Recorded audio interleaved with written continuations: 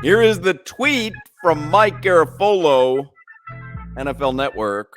The Dolphins have informed quarterback Tua Tagovailoa they are picking up his fifth-year option, sources say. Once executed, Tagovailoa will be guaranteed $23.2 million for the 2024 season. Another indication Miami is confident Tagovailoa will be their quarterback for a long time. So everything we were going to talk with Mike Cugno about doesn't matter. So we'll just move on. Now, Mike Cugno from CBS 4 is on the Toyota of Hollywood hotline, and he hosts Dolphins Weekly Live on CBS 4 during football season. So he is our dude. He's been avoiding us for a few weeks. And then I told him that Crowder was off today, and he said, you name the time, I'm coming on. So by process of elimination, I've determined it is Crowder's fault that Cugno has not been on in a while. Hello, Mike. See, so I got it backwards. I thought it was going to be Crowder and not you. So that's why I said yes today. Little did you know. So, little did you know. Yeah, little did I know. I've been bamboozled. What's your take? Because here's the thing with Tua. They have said all the right things this offseason. It's the first offseason in Tua's career where Chris Greer has been adamant, Tua's our guy. Mike McDaniel has been adamant, Tua's our guy. But then they start clearing all this cap space, and you go, are they making cap space for Tom Brady? Are they making cap space for Lamar Jackson? Linda Cohn at ESPN suggested they were making cap space for Aaron Rodgers. But in the meantime, they have been really straightforward in saying Tua's our guy. And Tua now, fifth-year option, gets picked up. So what do you take from all this? I take that they think he can be the guy. I mean, I really think the way that offense looked last year when he was in it as opposed to when he was not kind of showed you the precipitous drop in production. And so they knew they at least have a guy who can run Mike McDaniel's offense pretty darn well. I mean, his numbers were higher than most in the NFL for a long time. I mean, I think you go back to Jeff Darlington just the other day reported that the Dolphins weren't going to sign anyone this off or pursue anyone this offseason, a starting quarterback, because McDaniel believed he was the perfect quarterback for their system. So to me, it just kind of just shows you that it wasn't lip service. It wasn't smoke screens just happening at the combine, all that stuff, that they actually believe it. And now you see he's going to get not only this year, but 2024 to prove that. Yeah, I think Crowder and I talked about it this week where it was like, hey, if I said to you, are the Dolphins a playoff team next season? Are they an elite team next season? The answer is yes, if Tua's out there for at least 14 of the 17 games, right? So that does tell you all you need to know. You saw enough last season, like you said, with and without him. Like, that's all you need to know. If he can stay healthy, they're an elite team. Yeah, I mean, the offense is only going to improve because they can figure out what's going to happen with the running back position. Obviously, they don't have really anyone on the roster besides Savon Ahmed, who just re-upped today. But they could still go out there and improve that position. And then now you're year two in this system. Year two with Tyreek. Year two with Waddle. Maybe they go out and get a tight end. But I just think you look at the difference between with him and without him, and you could see, hey, the Dolphins at least believe they have a quarterback. There are a lot of teams out there that don't know what their quarterback situation looks like and are putting all their eggs in the baskets of guys like Will Levis and Anthony Richardson. No knock on those guys, but those are kind of giant question marks that all of a sudden are getting picked in the top 10 of the NFL draft. And Miami probably doesn't feel like it's that big of a question mark to have a quarterback. So knowing now that the Dolphins are picking up Tua's fifth-year option, because Rich Eisen had said, don't be surprised if Brady ends up with the Dolphins, and then Brady denied it. And then Barry Jackson wrote a column in the Miami Herald where he was saying essentially all these journalists are making stuff up when it comes to Tua for some reason, and that the Dolphins are secure with Tua. But then yesterday I saw the Patriots broadcaster, Scott Zolak, said that Brady is definitely in play for the Dolphins. with them picking up the 5th-year option, unless Tom Brady is coming here as a backup, which I find very hard to believe, with them picking up the 5th-year option, all that stuff is done, right? You don't have to pay attention to a Lamar Jackson rumor, a Tom Brady rumor, an Aaron Rodgers rumor. Yeah. I think that's obviously what that means, because now look, the salary cap space that they just created does not mean they were creating it for Lamar Jackson. If you go up and down this lineup, there was a lot of guys that they have to possibly replace, both on offense and defense, who are on 1-year deals. So they needed to pay some of these guys to either bring them back or replace them. So it wasn't necessarily an indication that, you know what, they're making room for a Lamar Jackson. They're making room for a Tom Brady. This was just what had to be done so they could kind of fill out their roster. And I think that's where they stand right now. And yeah, I think this will finally put it to bed, at least until next off season, because then you get into the territory of an extension, of a new deal. But that'll obviously hinge on what happens in 23. Are you surprised by this, Mike? Are you? And I know you're not surprised at the fact that they exercise his 5th-year option. I think we're all kind of in the same boat where you see what Daniel Jones gets, and ultimately this is the best decision for the franchise. But considering that, Lamar Jackson is in play, and considering that because of his durability, all the questions we talked about over the past couple of months, are you surprised by Chris Grier moving all in on Tua going forward? No, I'm not. You guys actually asked me this question at the end of the season, and I said I wouldn't be surprised if they picked up the option. Look, did it take a little while for them to do it? Yeah, but I also think that's you to an extent also have to do some due diligence, right? You have to see where he was at. I don't think he was even cleared of the concussion protocol at the time.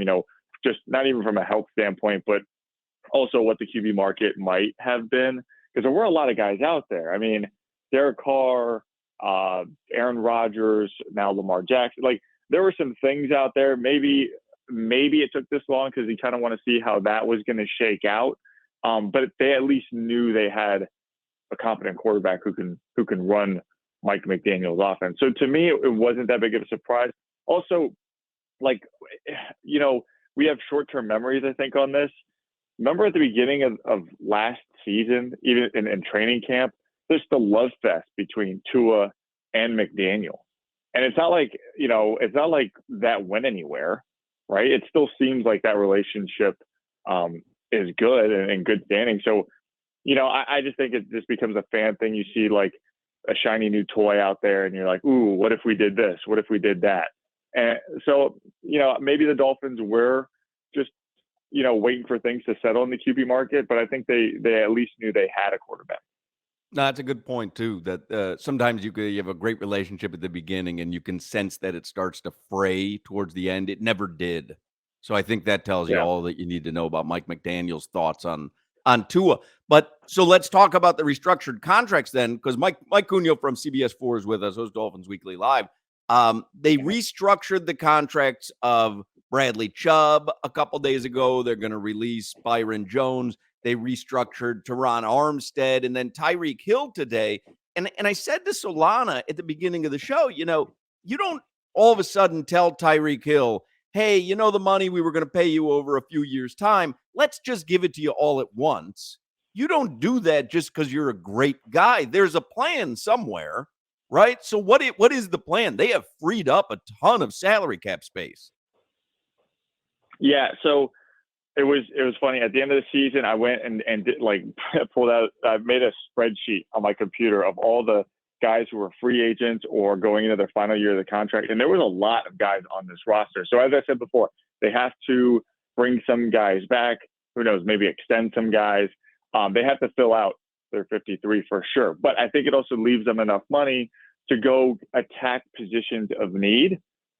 Maybe you saw what they were able to do at left tackle in free agency last year with Teron Armstead. Maybe do you address right tackle?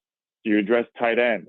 Do you go out and get a corner with experience or another safety with experience for Vic Fangio? So it's going to be interesting. With them not having a first-round pick, I think they're going to have to spend on something. To me, it's just which side of the ball is going to get it. Goldie made a good point on our show last week. Does Mike McDaniel win out on someone on offense, or does Vic Fangio win out on someone on defense? So it'll be interesting to see, where they end up spending that money because of that first. They don't have a first round talent coming their way in this year's draft. We talked about this earlier in the week, and I don't know if you saw the reports that the Titans are willing to move on from Derrick Henry. So there's been speculation, and according to some sports books, the Dolphins have some of the better odds to land Derrick Henry. Could you see the Dolphins making another big splash in the trade market? I know they opened up a ton of cap space. I know they have to fill out their 53, and I think you make a great point with Fangio coming in. He may want some shiny new toys as well, but could you see Miami finally going out and getting much better in the running back room? Because that was one of the big surprises with McDaniel, right? That the running backs, the running back situation, not that it was terrible all season, it improved over time. It was never what we expected when he came here. Yeah, so I think with McDaniel and running backs, I think it takes a certain kind of running back to operate well in this system. Because we heard in training camp from Chase Edmonds how he was dealing with the challenges of figuring out how to change his style of running to McDaniel's system, and so it doesn't work out for everyone. Because look what happens. Edmonds, after a little while, just didn't end up fitting in here. But we've seen him be a successful player in this league in different systems. So I think that may have a little bit to play in who they get. Do they believe someone can come in and run that style? Jeff Wilson and Raheem Mostert were two guys McDaniel knew from San Francisco. And I think that's why you heard Greer say at the Combine that they wouldn't be surprised if they played run it back with their running backs this year, right? They had those two guys back because of their relationships with McDaniel and the way they kind of caught steam, I think, towards the end of the year. So I don't think it's a given that, maybe they make the splash for Derrick Henry if they can get a young running back in the draft, maybe the second, third round that they think they can mold. Maybe you see them attack that position there. What has your most attention this weekend, Cugno? You got the Heat playing Friday and Saturday, and I was telling Solana, I want to see him win tonight, but you can't lose in Orlando tomorrow. Those losses are off the table right now because everything's too important. Yeah. Panthers tonight and tomorrow as well, and they really need to come away with 4 points in those two games because they're not playing great opponents. And then you got the Hurricanes tonight, and then if they win, you would have an ACC championship game tomorrow or Selection Sunday. Or Inter Miami? Which one of these things or the XFL? Which one of these things has your most attention? Definitely. Well, I'll be peeking in on the players, the golf this weekend as well. But it's got to be the Hurricanes because look, I was at the game against Pitt the other day. But I've been to a number of games this year, and this is a really good Hurricanes basketball team.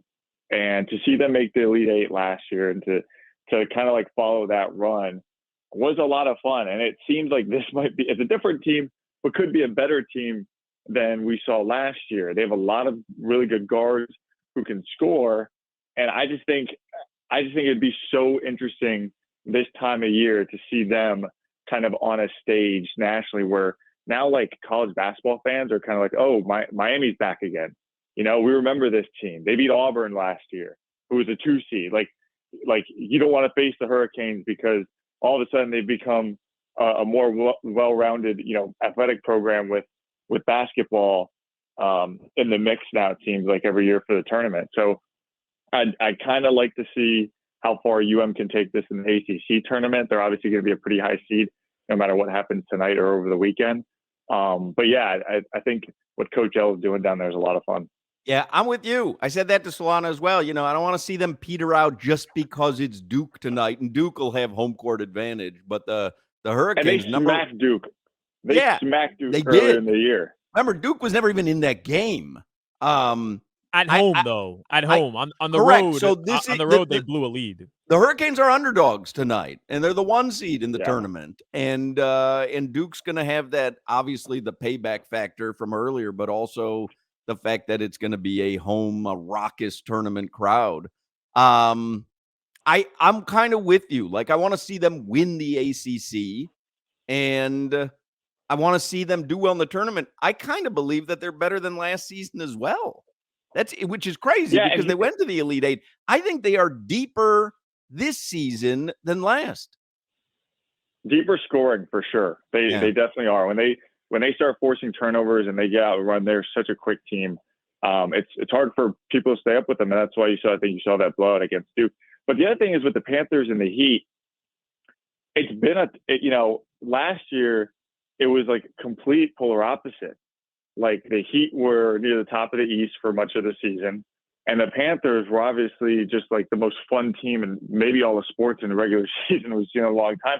But now with those two, it's like pulling teeth trying to get wins. And so it's fun to watch a Hurricanes team that has kind of dominated all season kind of grab the spotlight here. They could, with the Heat and Panthers struggling right now, they can kind of grab the attention of South Florida if they do this right. And also this weekend, the World Baseball Classic, Cugno. I even have a message from them. The World Baseball Classic is here and heavy traffic is expected. Fans are strongly encouraged to use alternative methods to get to the games. A WBC transportation hub has been established at the Government Center in downtown Miami to make travel to and from the games easier. If you want more information, go to marlins.com/WBC transportation. That's marlins.com/WBC transportation. Did I sound like a news anchor there? You did. You nailed it. I think I'll tell Elliot Rodriguez he's got some competition. Right. Can you please submit that to Elliot Rodriguez? And then maybe on Sunday nights, I'll be delivering the news and you and Solana will be doing the sports. That's what I'm talking about. All right. Where's Crowder in all this, huh? Crowder. I mean, Crowder's living that pivot life. I mean, he's got no time for AM radio and us little schmoes.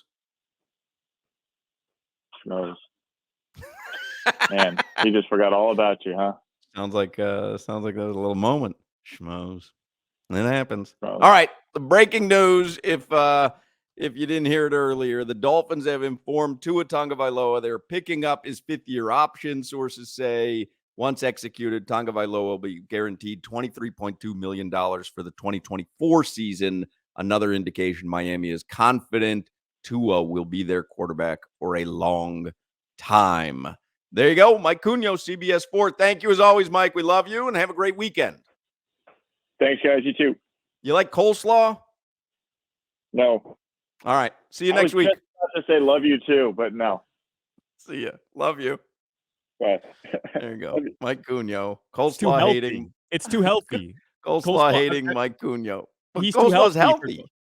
No, it's mayonnaise. It's not healthy. It's vegetables. The antithesis of healthy. What are you talking about? Unhealthy. Vegetables. It's mayo. It's mayo based. But it's vegetables. Right. But if you put Caesar dressing on salad, it's no longer healthy. But you can't say that it's Caesar dressing. It's still lettuce. It's still salad. But it's cabbage and carrots. Like, you can't say it's not a bowl of mayo. It's cabbage and carrots. Yes or no? No. I'm not disagreeing with. Well, I think you are. It's vegetable based, but it's all drenched in mayo, which is just pure fat. And Cugno has 0% body fat. The guy doesn't put anything in his body with fat. Vinegar-based coleslaw is not mayo-based. Okay. All right. Okay. I'm glad we covered that. No, you can't argue that. No, you can't argue it. You got me there. That's fine. There you go. Mike Cugno.